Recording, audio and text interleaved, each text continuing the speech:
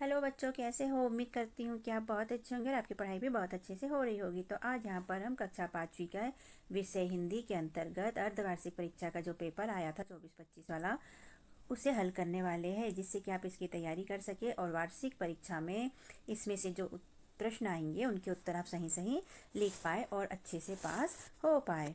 तो बच्चों, देख लेते हैं। बहुविकल्पी प्रश्न, निर्देश सही विकल्प चुनकर लिखिए। प्रत्येक प्रश्न के 1 अंक निर्धारित है। प्रश्न पहला, रम्मो और कल्लो के सही नाम बताइए। तो ABCD में से इनके सही नाम है सी, रमावती और कलावती। प्रश्न दूसरा है, साच शब्द का मानक रूप क्या होता है। तो सत्य, सत्य, साचा और साची में से B नंबर का याला सत्य सही है।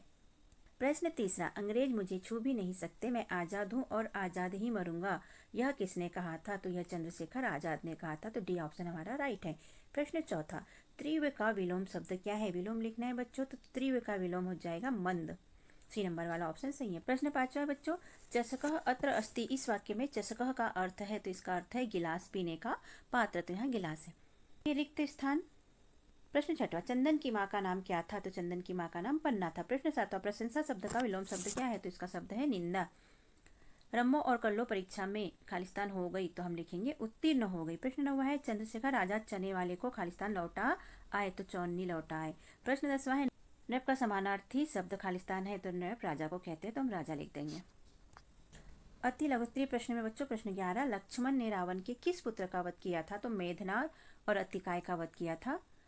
प्रश्न 12, काला अक्षर भैंस बराबर कहावत का अर्थ लिखिए। तो इसका अर्थ होता है अनपढ़, जो बिल्कुल भी शब्दों को पढ़ना नहीं जानते, उसके लिए शब्द काला अक्षर के बराबर होता है। प्रश्न 13, मेरा नया बचपन कविता में कवित्री को बार बार किसकी याद आती है। तो उन्हें अपने बचपन की याद आती है। तो आप इसे लिख सकते हैं, मेरा नया बचपन कविता में कवित्री को बार बार अपने बचपन की याद आती है। प्रश्न 14, पुष्प के 2 पर्यायवाची शब्द लिखिए।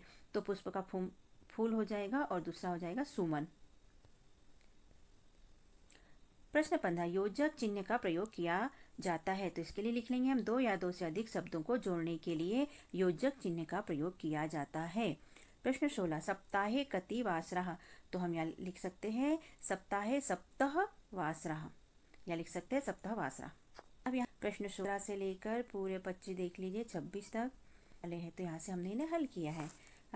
प्रश्न 17, ईश्वर चंद विद्यासागर ने अंग्रेजी भाषा के अंक कैसे सीखे। तो उत्तर में है, ईश्वर चंद विद्यासागर अपने पिताजी के साथ गांव से कोलकाता पैदल जा रहे थे, तब वहां मील के पत्थरों पर लिखे अंग्रेजी भाषा के अंक उन्होंने सीखे।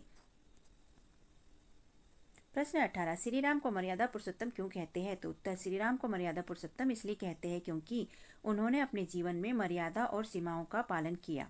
प्रश्न 19, परि उपसर्ग लगाकर 3 शब्द बनाइए। तो परि उपसर्ग के 3 शब्द, पहला परिधनवार परिवार, दूसरा परिधन चय परिचय, तीसरा परिधन सर परिसर। प्रश्न 20, आप अपने 4 दोस्तों के नाम लिखिए जो अपने साथ खेलते स्कूल जाते, उनमें आपको सबसे अच्छा दोस्त कौन है और क्यों है। तो उत्तर में हम लिख देंगे, यहाँ आप 4 दोस्तों के नाम लिख लीजिए बच्चों अपने, और उनमें से सबसे अच्छा दोस्त हमें लगता है, जो भी लगता है उसका नाम यहाँ लिख लीजिए, क्योंकि वह मेरी मदद करता है और मेरी बातें मानता है और सुनता है। या वो जो भी आपको क्यों अच्छा लगता है उसका कारण यहाँ आप लिख लीजिएगा। प्रश्न 21, अपने जन्मदिन पर मित्र को आमंत्रण देने हेतु पत्र लिखिए। तो यहाँ आमंत्रण पत्र हमने लिखा है बच्चों। यहाँ उत्तर, यहाँ पर लिख लेंगे अपना एड्रेस, पता, और यहाँ डाल देंगे फिर तारीख। फिर लिखेंगे प्रिय मित्र, यहाँ उसका नाम लिख लेंगे।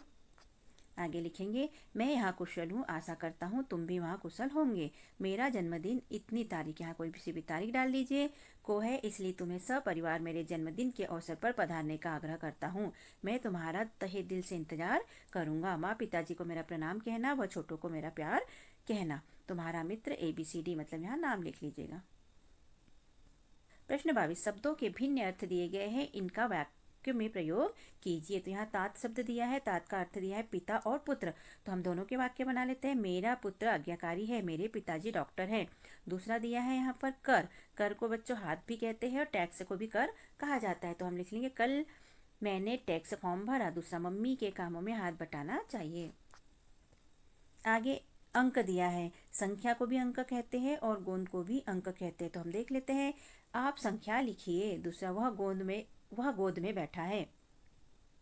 प्रश्न 23, क्रांतिकारी रामप्रसाद बिस्मिल ने दशहरे के महत्व के बारे में क्या कहा था। उत्तर, क्रांतिकारी रामप्रसाद बिस्मिल ने दशहरे के महत्व के बारे में कहा था कि विजयादशमी साहस व संकल्प का पर्व है, परंतु इस ऊर्जा का मतलब साहस और संकल्प का प्रयोग आतंकवादियों, जातिवाद और देशद्रोहियों को नष्ट करने में होना चाहिए, न कि अपनों के प्रति। प्रश्न 24, निम्नलिखित पंक्तियों का कवि परिचय देते हुए भावार्थ लिखिए। उत्तर, यहाँ पर पंक्तियां दी हैं बच्चों।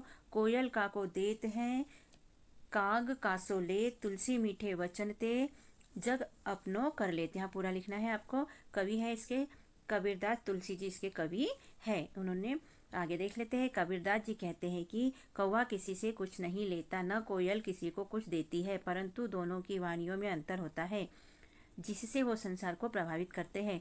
कौवा जहाँ अपने कर्कश आवाज से लोगों की उपेक्षा का पात्र बनता है, वहीं कोयल अपने मीठे स्वर से सबके मन को मोह लेती है। प्रश्न 25, निम्नलिखित गद्यांश को पढ़िए और प्रश्नों के उत्तर लिखिए। यहाँ पूरा लिख लीजिए। हाथी सबसे भारी भरकम पशु है, जंगली हाथी। ऐसा पूरा ये पढ़ लीजिएगा बच्चों। प्रश्न पहला, हाथी कैसा पशु है? तो उत्तर में लिखेंगे हाथी भारी भरकम पशु है। दूसरा, हाथियों का झुंड कहाँ चला? उत्तर, हाथियों का झुंड एक नए जंगल की ओर चला। तीसरा, हाथियों को क्या दिखाई दिया? तो उत्तर, हाथियों को एक बड़ा सा तालाब दिखाई दिया। चौथा, हाथी कहाँ रहता है? उत्तर, हाथी जंगल में रहता है। प्रश्न 5 है बच्चों, उपरोक्त गद्यांश का शीर्षक लिखिए। तो उत्तर, उपरोक्त गद्यांश में हमने पहला शीर्षक लिखा है हाथियों का झुंड और दूसरा लिखा है जंगली जानवर। शीर्षक अलग अलग भी लिख सकते हैं बच्चों। प्रश्न 26, शाला स्वच्छता पर निबंध लिखिए। तो हम शाला स्वच्छता पर निबंध लिखेंगे। मेरी विद्यालय स्वच्छ विद्यालय। स्कूल की स्वच्छता और सफाई व्यवस्था छात्रों के लिए अनुकूल शिक्षण वातावरण को बढ़ावा देने में महत्वपूर्ण भूमिका निभाती है। स्कूल में उचित स्वच्छता प्रथाओं का कार्यान्वयन न केवल स्वास्थ्य को बढ़ावा देता है, बल्कि उपस्थिति, प्रेरणा और समग्र कल्याण को भी बढ़ावा देता है। विद्यालय छात्रों के लिए एवं शिक्षक के लिए दूसरा घर होता है, इसलिए इसकी स्वच्छता का दायित्व दोनों का है। छात्रों को स्वच्छता का महत्व, लाभ, नुकसान इत्यादि की महत्वपूर्ण जानकारी से परिचित करवाना चाहिए, जिससे छात्र स्वच्छता बनाए रखे। विद्यालय को साफ सुथरा व स्वच्छ बनाए रखना चाहिए। तो इस तरह अर्धवार्षिक का पेपर यहाँ हमने संपूर्ण हल किया बच्चों।